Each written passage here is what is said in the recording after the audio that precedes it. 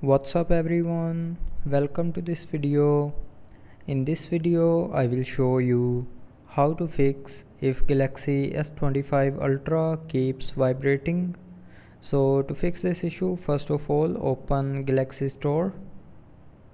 Now after opening the Galaxy Store, go to the search bar and search for Nice Catch app.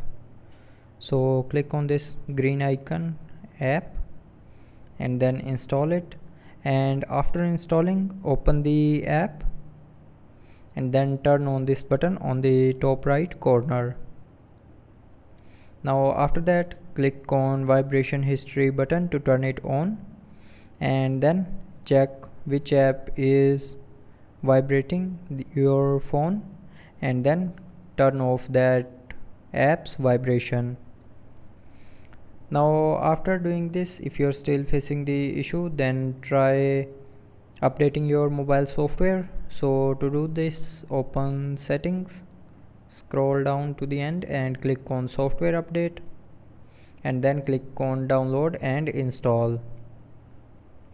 Now from here update your mobile software to the latest version, and after updating your mobile software to the latest version, your small software glitches will be fixed and your mobile will start working properly.